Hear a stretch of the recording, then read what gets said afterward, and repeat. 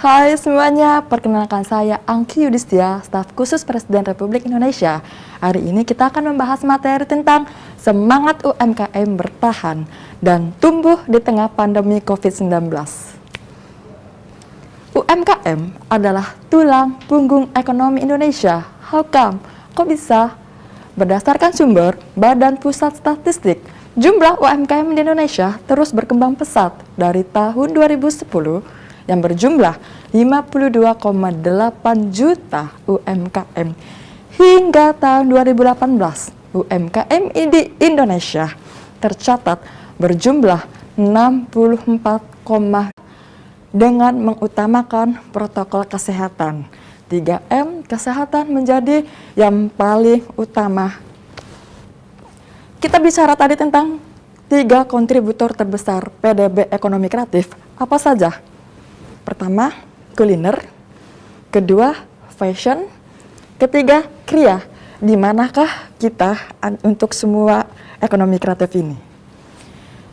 Setiap arahan Bapak Presiden, kita selalu mendengar beliau selalu mengatakan tentang inklusivitas. Apa sih inklusivitas? Kita bicara tentang konsep pengembangan ekonomi kreatif inklusi. Artinya, pembangunan SDM dan transformasi ekonomi haruslah melibatkan semua masyarakat Indonesia, termasuk di dalamnya kelompok rentan. Artinya, no one left is behind. Semuanya harus mengikuti program-program yang tersedia oleh pemerintah dan non-pemerintah. Kelompok rentan yang dimaksud adalah, pertama, penyandang disabilitas. Penyandang disabilitas jumlahnya 37 juta jiwa. Kedua, pengangguran baru. Rentan ekonomi karena COVID-19 itu sebanyak 3,5 juta pengangguran pada tahun 2020. Dan juga lanjut usia. Lansia ini sebesar 26 juta penduduk yang terdampak juga secara ekonomi saat pandemi COVID-19. Kita bicara tentang subsektor ekonomi kreatif. Semua ada 17. Apa saja sih 17 subsektor ekonomi kreatif? Games developer, arsitek, desain interior, musik, seni rupa, desain produk, fashion, kuliner, film, animasi, video, fotografi, seni pertunjukan, kria atau kerajinan, televisi dan radio, periklanan, desain komunikasi visual, penerbitan, dan aplikasi. Inilah 17 subsektornya. Provinsi mana saja penyumbang PDB ekonomi kreatif terbesar? Pertama, ini banyak banget provinsinya. Ada dari Sumatera Utara, Jawa Barat, Jawa Timur, Yogyakarta, dan Bali. Dan Bapak Presiden pun arahan beliau tentang pemulihan ekonomi 2021, yaitu kolaborasi UMKM dan usaha besar semua harus untung. Gimana caranya semua harus untung? Tentunya pengembangan usaha besar harus terus melibatkan UMKM kita. Bisnis model kemitraan harus terus dilembagakan, harus menemukan pola relasi yang saling menguntungkan antara usaha besar dan UMKM. Dalam tahap awal sudah ada 196 UMKM dan 56 usaha besar yang bermitra. Model kemitraan ini harus mendapat duplikasi oleh banyak praktis usaha besar. Apakah UMKM kamu atau UMKM kita sudah berkolaborasi dengan perusahaan besar? Inilah waktunya. Jika kita berbicara tentang apa sih kunci keberhasilan UMKM saat ini, ada suatu konsep yang bisa kita bilang konsep pentahelix collaboration. Apa itu pentahelix collaboration? Pentahelix adalah multi unsur dari akademik, community, bisnis sector, government, dan media. 5 konsep pentahelix collaboration ini sebaiknya harus saling berkolaborasi dan bersinergi. Jadi kita tidak mungkin sendirian, ya. Nah, kita bicara tentang top 10 skill set yang sebaiknya diperlukan dan dimiliki sebagai sebagai seorang UMKM yang tangguh. Top 10 skill set ini digunakan saat era sekarang ini, tahun 2025. Sekarang 2021, sudah bentar lagi 2022, dan sampai 2025, skill set apa sih yang diperlukan?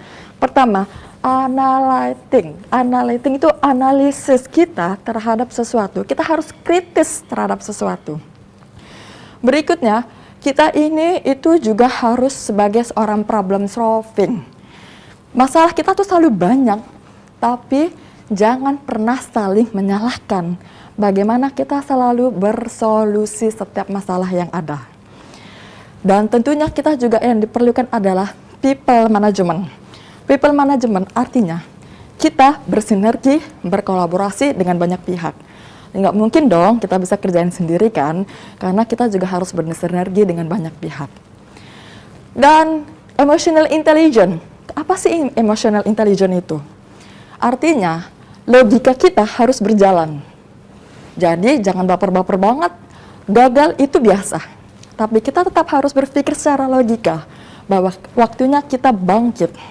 Kalau kita bangkit, artinya tidak menggunakan asumsi, tapi hal-hal yang valid adalah untuk bagaimana kita menjadi tangguh. Dan tentunya kita juga harus fleksibel ya, karena kita pun bertemu dengan orang yang banyak. Kita bertemu dengan situasi yang berbeda. Kita harus mengikuti itu, beradaptasi. Pada tahun 2025 nanti, skill set yang paling dibutuhkan adalah gabungan antara kemampuan beradaptasi, kreativitas, berpikir secara kritis, serta pemanfaatan teknologi. Jadi, jangan gaptek-gaptek ya. Nah, kita bicara nih tentang realisasi insentif UMKM pada tahun 2021. Semua pasti bertanya, apa sih yang pemerintah lakukan? Ya kan? Program stimulasi ekonomi di semua kementerian itu ada. Tapi kita bicara tentang insentif ya.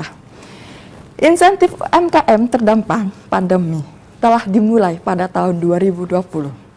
Pemerintah telah membagikan bantuan langsung tunai untuk pelaku UMKM. BLT UMKM senilai 1,2 juta kepada 12 juta pelaku UMKM sepanjang tahun 2021. BLT UMKM ini merupakan bagian dari program pemulihan ekonomi nasional PEN akibat pandemi COVID-19. Nah, Bapak Presiden itu selalu memberikan semangat untuk pelaku UMKM.